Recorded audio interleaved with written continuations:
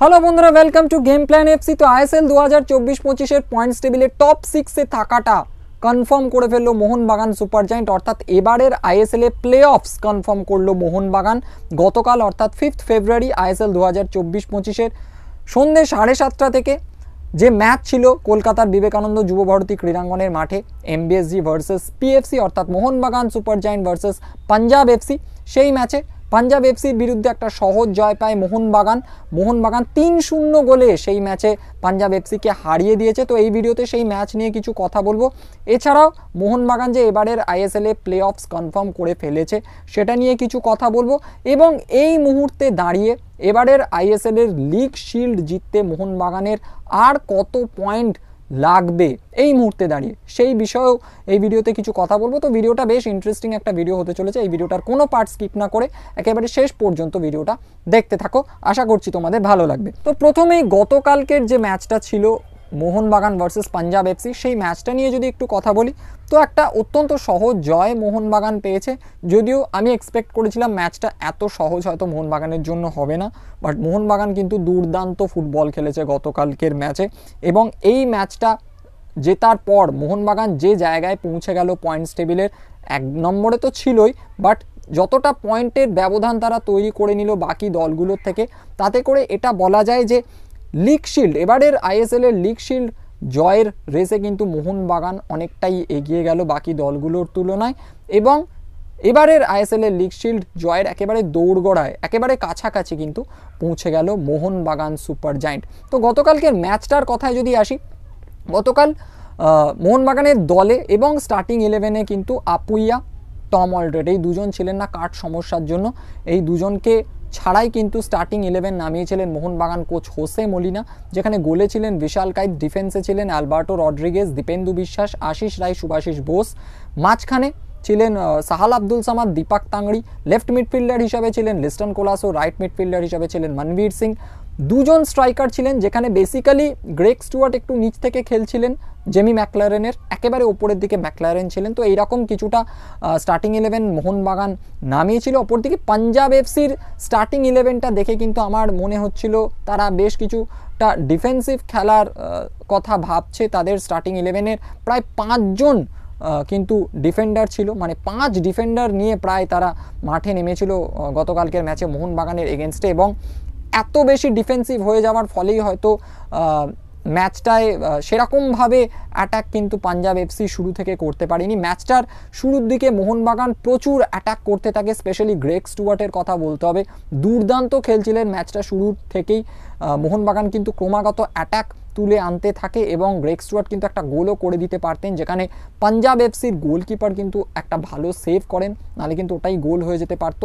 মোহনবাগান কিন্তু ক্রমাগত অ্যাটাক করতে থাকে, বাট গোল তারা ফার্স্ট হাফে পায়নি। পাঞ্জাব এফসিও চেষ্টা করেছিল, বাট পাঞ্জাব এফসিও কিন্তু ফার্স্ট হাফে গোল করতে পারেনি। ফার্স্ট হাফের খেলার ফলাফল থাকে 0-0, বাট ফার্স্ট হাফে কিন্তু মোহনবাগানের বল পজিশন পাঞ্জাব এফসির তুলনায় বেশ কিছুটা বেশি ছিল, অনেক পাস, মানে বেশি পাস তারা খেলেছিল পাঞ্জাব এফসির তুলনায়। তো মোহনবাগান গেমটাকে বেশ কন্ট্রোল করছিল। তো ফার্স্ট হাফের থেকে সেকেন্ড হাফে আমরা এক্সপেক্ট করেছিলাম মোহনবাগান হয়তো আরও বেশি অ্যাটাকিং ফুটবল খেলবে গোল পাওয়ার জন্য, এবং সেটাই কিন্তু হয়। সেকেন্ড হাফে মোহনবাগান সুপার জায়েন্ট 3-3টে গোল করে, যেখানে 56 মিনিটের মাথায় প্রথম গোল করে মোহনবাগান গতকালকের ম্যাচে। জেমি ম্যাকলারেন গোল করেন, দীপেন্দু বিশ্বাসের একটা ক্রস ছিল এবং সেখান থেকে খুব ভালো বলটাকে কন্ট্রোল করেন জেমি ম্যাকলারেন, এবং ওখান থেকে একটা দুর্দান্ত ফিনিশিং, মানে নিজের জাত চেনালেন জেমি ম্যাকলারেন, তিনি কোন লেভেলের স্ট্রাইকার সেটা বোঝা গেল। দুর্দান্ত ফিনিশিং করেন জেমি ম্যাকলারেন, এবং 1-0 গোলে এগিয়ে যায় মোহনবাগান সুপার জায়েন্ট। তার কিছুক্ষণ পরে 63 মিনিটের মাথায় মোহনবাগান আরও একটা গোল পেয়ে যায়, যদিও সেই গোলটা লিস্টন কোলাসো করেছেন নাকি গ্রেগ স্টুয়ার্ট করেছেন, মানে গ্রেগ স্টুয়ার্টের পা কি টাচ করেছিল বলটায় সেটা প্রপারলি আমিও বুঝতে পারিনি, তোমরা হয়তো অনেকেই বুঝতে পারোনি। তো যাই হোক, মোহনবাগান গতকালকের ম্যাচে দ্বিতীয় গোলটা পেয়ে যায়, এটাই সবচেয়ে বড় কথা। তো 2-0 গোলে এগিয়ে যায় মোহনবাগান সুপার জায়েন্ট। তারপরে কিন্তু পাঞ্জাব এফসি অনেকগুলো অ্যাটাক তৈরি করার চেষ্টা করে, গোল শোধ করার চেষ্টা করে, ম্যাচে ফিরে আসার চেষ্টা করে, বাট সেটা তারা পারেনি। বরং 90 মিনিটের মাথায় পাঞ্জাব এফসির ডিফেন্ডার এবং গোলকিপারের একটা মিসআন্ডারস্ট্যান্ডিং হওয়ায় কিন্তু বল পেয়ে যান জেসন কামিংস, এবং জেসন কামিংস বল দেন জেমি ম্যাকলারেনকে এবং প্রায় ফাঁকা গোলে কিন্তু জেমি ম্যাকলারেন গোল করেন এবং মোহনবাগান এগিয়ে যায় 3-0 গোলে এবং ম্যাচটা কিন্তু ফাইনালি 3-0 গোলেই শেষ হয় in favour of Mohun Bagan super giant.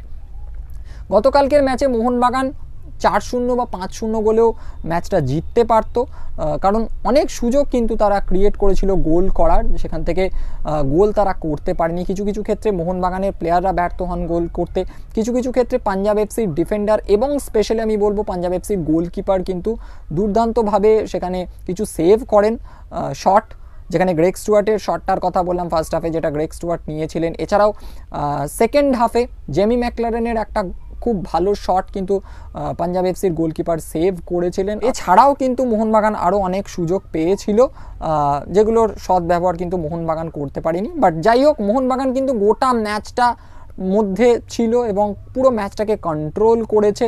Punjab FC খুব বেশি কিছু করতে পেরেছে সেটা বলা যাবে না। হ্যাঁ, একটা ক্ষেত্রে পাঞ্জাব এফসির যে পেট্রোস বলে স্ট্রাইকারটা রয়েছে তার একটা শট পোস্টে গিয়ে লেগেছিল আই থিঙ্ক সেকেন্ড হাফে আমার যতদূর মনে পড়ছে, এবং তারপরেই কিন্তু মোটামুটি মোহনবাগান ফার্স্ট গোলটা পেয়ে গিয়েছিল 56 মিনিটের মাথায় ম্যাকলারেন যেটা গোল করেছিলেন। গতকালকের ম্যাচে সাহাল আব্দুল সামাদ ফার্স্ট হাফে কিন্তু একটা চোট লাগে তার এবং তার পরিবর্তে অভিষেক সূর্যবংশীকে নামানো হয়। দেখে মনে হলো সাহাল আব্দুল সামাদের চোটটা খুব বেশি গুরুতর নয়, এমনি সাহাল আব্দুল সামাদ একটু চোট প্রবণ প্লেয়ার, তো এক্সপেক্ট করব হয়তো কিছুদিনের মধ্যে সাহাল আব্দুল সামাদ হয়তো ফিট হয়ে যাবেন, এটা আশা করাই যায়। এবং অভিষেক সূর্যবংশী তাকে নামানো হয়, তারও একটা খুব গুরুত্বপূর্ণ ভূমিকা আমরা মাঝমাঠে দেখেছি গতকালকের ম্যাচে। সাহাল আব্দুল সামাদ উঠে যাওয়ার পর তিনিও কিন্তু মাঝমাঠটা বেশ ভালো কন্ট্রোল করেছেন। দীপক টাংরির কথা বলতে হবে, দীপক টাংরিকে আমি যত দেখছি তত কিন্তু মুগ্ধ হচ্ছি। তিনি বেসিক্যালি একজন ডিস্ট্রাকটিভ মিডফিল্ডার, অপোনেন্টের যে খেলা মাঝমাঠের খেলা সেটাকে তিনি নষ্ট করেন, বাট তিনি কিন্তু একজন খুব ভালো পাসারও হয়ে উঠছেন, খুব ভালো কিছু পাস বাড়াচ্ছেন। তো এটা কিন্তু একটা বেশ ভালো জায়গা মোহনবাগানের জন্য, একটা খুব কি বলবো পজিটিভ সাইন দীপক টাংরির জন্য তো বটেই এবং মোহনবাগানের জন্য। এরকমভাবে যদি তিনি ইমপ্রুভ করতে থাকেন, নিজের পাসিং গেমটাকে আরও ইমপ্রুভ করতে পারেন, তাহলে কিন্তু মোহনবাগানের জন্য ডেফিনেটলি খুব ভালো হতে চলেছে। তো দীপক টাংরি খুব ভালো খেলেছেন, দীপক টাংরি এমন 2-3খানা বল বাড়িয়েছিলেন যেখান থেকে কিন্তু মোহনবাগান গোল করতে পারতো। তো দীপক টাংরির খেলা খুব ভালো লেগেছে। অভিষেকের কথা তো বললামই, গ্রেগ স্টুয়ার্ট তো অনবদ্য খেলেছেন গতকালকের ম্যাচে, স্পেশালি ফার্স্ট হাফে গ্রেগ স্টুয়ার্টকে তো আটকাতেই পারছিল না প্রায় পাঞ্জাব এফসি, তো গ্রেগ স্টুয়ার্ট দারুণ খেলেছেন। জেমি ম্যাকলারেন গতকালকের ম্যাচে জোড়া গোল করলেন এবং জেমি ম্যাকলারেনকে কেন মোহনবাগান দলে এনেছে সেটা কিন্তু তিনি গতকালকের ম্যাচে কিছুটা হলেও বুঝিয়ে দিয়েছেন। নিজের জাত চিনিয়েছেন, নিজের ক্লাস চিনিয়েছেন ম্যাকলারেন। তো ম্যাকলারেন ভালো খেলেছেন। ডিফেন্সিভলি মোহনবাগান বেশ কয়েকটা ম্যাচে পরপর কিন্তু ভালো ফুটবল খেলছে। সবচেয়ে বড় কথা, গতকালকের ম্যাচেও মোহনবাগান ক্লিন শিট রাখতে সক্ষম হয়েছে এবং সেখানে ডেফিনেটলি শুভাশিস বোস ভালো খেলেছেন।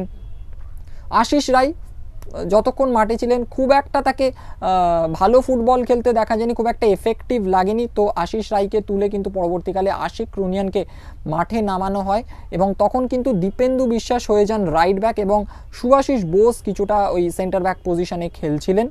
তো আশিস রায়কে তুলে নিয়ে আশিক রুনিয়ান নামার পর কিন্তু মোহনবাগানকে আরও বেশি সংঘবদ্ধ লাগছিল। ডিফেন্সে অ্যালবার্টো রড্রিগেজও খুব ভালো খেলেছেন, তবে একটা ছেলের কথা বলতে হবে, একটা প্লেয়ারের কথা বলতে হবে ডিফেন্সে, তিনি হচ্ছেন দীপেন্দু বিশ্বাস। অসাধারণ ফুটবল গতকালকের ম্যাচে দীপেন্দু বিশ্বাস খেলেছেন, তার একটা ক্রস থেকে মোহনবাগান গোল পেয়েছে। এছাড়াও দীপেন্দু বিশ্বাস এমন কিছু কিছু ইন্টারসেপ্ট করেছেন, এমন কিছু কিছু ট্যাকেল করেছেন, এমন কিছু কিছু ক্লিয়ারেন্স করেছেন, অনবদ্য। দীপেন্দু বিশ্বাস কিন্তু দুর্দান্ত খেলেছেন গতকালকের ম্যাচটা এবং এইরকমভাবে যদি দীপেন্দু বিশ্বাস খেলতে থাকেন তাহলে কিন্তু মোহনবাগানের একটা অ্যাসেট হয়ে উঠতে পারেন দীপেন্দু বিশ্বাস। এবং শুধুমাত্র মোহনবাগানের বলবো না, ইন্ডিয়ান ফুটবল টিমেরও কিন্তু একজন কি বলবো অ্যাসেট হয়ে উঠতে পারেন দীপেন্দু বিশ্বাস। একজন নতুন তারকা ইন্ডিয়ান ফুটবল কিন্তু পেতে পারে। তো দুর্দান্ত ফুটবল, অসাধারণ ফুটবল খেলেন দীপেন্দু বিশ্বাস। অপরদিকে যদি আমি লিস্টন কোলাসোর কথা বলি, তিনিও ভালো ফুটবল খেলেছেন। মনবীর সিং তিনিও চেষ্টা করেছেন। তো ওভারঅল খুব ভালো কিন্তু খেলেছে মোহনবাগান সুপার জায়েন্ট এবং ইজি একটা জয় পেয়েছে পাঞ্জাব এফসির এগেনস্টে। অপরদিকে পাঞ্জাব এফসির কথা যদি বলি, পাঞ্জাব এফসি যেমনটা বলছিলাম ভিডিও শুরুর দিকে যে খুব ডিফেন্সিভ মেন্টালিটি মনে হয়েছে তাদের। গোল খাওয়ার পর, স্পেশালি দুটো গোল খাওয়ার পর পাঞ্জাব এফসি কিন্তু একটু বেশি অ্যাটাক করার চেষ্টা করছিল, বাট মোহনবাগান ডিফেন্সের জন্য তারা খুব একটা প্রবলেম তৈরি করতে পারেননি। বিশাল কায়েতের কথা বলতে হবে, বিশাল কায়েত কিন্তু দুর্দান্ত ফর্মে রয়েছেন। এবারের আইএসএলে শুধু বলবো না, গতবারের আইএসএলেও বিশাল কায়েত দুর্দান্ত খেলেছিলেন মোহনবাগানের হয়ে। তো ওভারঅল মোহনবাগান এমন একটা জায়গায় এখন চলে গেছে যেখান থেকে তারা কিন্তু ফেভারিট বলাই যায় এবারের আইএসএলের লিগ শিল্ড জয়ের ক্ষেত্রে। তো এই ম্যাচটা জেতার ফলে মোহনবাগানের পয়েন্ট সংখ্যা দাঁড়ালো 20 ম্যাচ খেলে 46, পয়েন্টস টেবিলের একেবারে শীর্ষে রয়েছে। এবং পাঞ্জাব এফসি এই ম্যাচটা হারার ফলে তাদের পয়েন্ট সংখ্যা দাঁড়ালো 23, 18 ম্যাচ খেলে। এই ম্যাচটা জেতার পরে কিন্তু মোহনবাগান এবারের আইএসএল এর প্লে অফস কনফার্ম করে ফেলেছে, অর্থাৎ টপ 6-এ তারা থাকছেই এটা বলা যায়। বাট সবচেয়ে ইম্পর্টেন্ট কোয়েশ্চেন হচ্ছে আর কত পয়েন্ট লাগবে মোহনবাগান সুপার জায়েন্টের এবারের আইএসএল এর লিগ শিল্ড জিততে। তো সেটা নিয়ে যদি এবার একটু কথা বলি, তো দেখো 1-এ রয়েছে মোহনবাগান এই মুহূর্তে পয়েন্টস টেবিলের 20 ম্যাচ খেলে 46 পয়েন্ট। 2-এ রয়েছে জামশেদপুর এফসি 18 ম্যাচ খেলে 34 পয়েন্ট। তো আমি যদি ধরে নিই যে জামশেদপুরের আর 6টা ম্যাচ বাকি রয়েছে এবং 6টা ম্যাচই যদি ধরে নিই তারা জেতে, তাহলে তারা সেখান থেকে পাবে 18 পয়েন্ট এবং তাদের এই মুহূর্তে রয়েছে 34 পয়েন্ট। তো 34 পয়েন্ট আর 18 পয়েন্ট সব মিলিয়ে হবে 52 পয়েন্ট। তার মানে জামশেদপুর এফসি সবচেয়ে বেশি 52 পয়েন্ট পর্যন্ত পৌঁছতে পারে। এফসি গোয়া রয়েছে 3-এ এই মুহূর্তে দাঁড়িয়ে, এফসি গোয়া 3-এ রয়েছে। আজকে এফসি গোয়ার খেলা রয়েছে সন্ধ্যে 7:30 থেকে ওড়িশা এফসির এগেনস্টে। সেই ম্যাচের রেজাল্ট কী হবে জানি না, এই ভিডিওটা কখন পোস্ট হবে জানি না। আপাতত আমি যখন ভিডিও করছি তখন খেলা শুরু হয়নি। তো এফসি গোয়া এই মুহূর্তে 18 ম্যাচে তাদের পয়েন্ট সংখ্যা 33। তারা যদি তাদের বাকি 6টা ম্যাচ জেতে এবারের লিগে, তাহলে তারা পাবে আরও 18 পয়েন্ট। তার মানে 33 আর 18 51 পয়েন্ট পর্যন্ত তারা সবচেয়ে বেশি পৌঁছতে পারবে। এরপরে যে দলগুলো রয়েছে তারা কিন্তু মানে কোনো দলই কিন্তু নিজেদের সব ম্যাচ জিতলেও 50 পয়েন্ট বা তার বেশি যেতে পারবে না। সুতরাং বাকি দলগুলোকে নিয়ে কথা বলছি না। তো দেখা যাচ্ছে জামশেদপুর তাদের সব ম্যাচ জিতলে পৌঁছতে পারবে সর্বাধিক 52 পয়েন্টে এবং এফসি গোয়া তাদের সব ম্যাচ জিতলে, নিজেদের সব ম্যাচ জিতলে সর্বাধিক পৌঁছতে পারবে 51 পয়েন্টে। এবার মোহনবাগানের কথা যদি বলি, তার মানে কি মোহনবাগান যদি 52 পয়েন্টের বেশি যেতে পারে, মানে 53 পয়েন্ট বা তার বেশি পৌঁছতে পারে, তাহলে কিন্তু তারা ইজিলি এবারের আইএসএল এর লিগ শিল্ড জিতে যাবে। এই মুহূর্তে মোহনবাগানের পয়েন্ট 20 ম্যাচ খেলেছে 46, আর 4টে ম্যাচ মোহনবাগানের বাকি রয়েছে। তো এই 4টে ম্যাচ থেকে যদি মোহনবাগান 7 পয়েন্ট তুলতে পারে তাহলে কিন্তু তারা ইজিলি এবারের আইএসএল এর লিগ শিল্ড জিতে যেতে পারে। অবশ্য তার আগেও মোহনবাগান আইএসএল এর লিগ শিল্ড জিতে যেতে পারে যদি দেখা যায় যে জামশেদপুর এফসি, এফসি গোয়া বা অন্যান্য দলগুলো তাদের নিজেদের ম্যাচে পয়েন্ট লুজ করছে, কোনো ম্যাচ হারছে, কোনো ম্যাচ ড্র করছে, তাহলে কিন্তু অনেক আগেই মোহনবাগান সুপার জায়েন্ট আইএসএল এর লিগ শিল্ড, এবারের আইএসএল এর লিগ শিল্ডটা জিতে যেতে পারে। 53 পয়েন্ট অবধি হয়তো যেতেও হবে না, সেরকমটাও হতে পারে। বাট এই মুহূর্তে দাঁড়িয়ে মোহনবাগানের আর 4 ম্যাচ থেকে 7টা পয়েন্ট দরকার। যদি তারা পায় তাহলে কিন্তু তারা সবার রিচের বাইরে চলে যাবে, অ্যাট প্রেজেন্টের কথা আমি বলছি। এরপর যদি বাকি দলগুলো নিজেদের পয়েন্ট মানে নিজেদের ম্যাচে পয়েন্ট লুজ করে তাহলে কিন্তু মোহনবাগানের আরোই সুবিধা, হয়তো 53 পয়েন্ট অবধি অপেক্ষাও করতে হবে না। তো মোহনবাগান বলাই যায় যে এবারের আইএসএল এর লিগ শিল্ড জয়ের একেবারে দোরগোড়ায় পৌঁছে গেছে, কাছাকাছি পৌঁছে গেছে এবং গতকালকে পাঞ্জাব এফসিকে হারানোর পর অনেকটাই কাছে পৌঁছে গেছে এবারের আইএসএল এর লিগ শিল্ড জয়ের।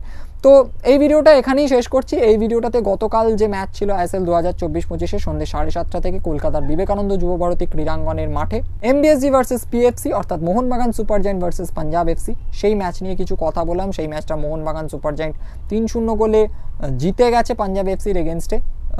এছাড়াও কথা বললাম যে মোহনবাগান এবারের আইএসএল এর প্লে অফস কোয়ালিফাই করে গেছে, মানে প্লে অফসের জন্য কোয়ালিফাই করে গেছে, টপ 6-এ থাকাটা কনফার্ম করে ফেলেছে। এবং কথা বললাম এই মুহূর্তে দাঁড়িয়ে মোহনবাগান সুপার জায়েন্টের আর কত পয়েন্ট প্রয়োজন এবারের আইএসএল এর, অর্থাৎ আইএসএল 2024-25 লিগ শিল্ড জিততে। তো তোমরা জানো এই ভিডিওটা কেমন লাগলো, যদি ভিডিওটা ভালো লেগে থাকে একটা ভিডিওটাকে লাইক করে দিও, শেয়ার করে দিও। তোমাদের কিছু বলার থাকলে এই ভিডিওটার কমেন্ট বক্সে অবশ্যই জানাতে ভুলবে না। এছাড়াও বলবো যারা এই চ্যানেলে নতুন, এখনও চ্যানেলটাকে সাবস্ক্রাইব করোনি, তারা চ্যানেলটাকে সাবস্ক্রাইব করে পাশের বেল আইকনটাকে প্রেস করে অলে ক্লিক করে দিও, যাতে এই চ্যানেলের প্রত্যেকটি নতুন ভিডিওর নোটিফিকেশন তোমরা সঠিক সময় পেয়ে যেতে পারো। তো দেখা হচ্ছে পরের ভিডিওতে, এখনকার মতো টাটা।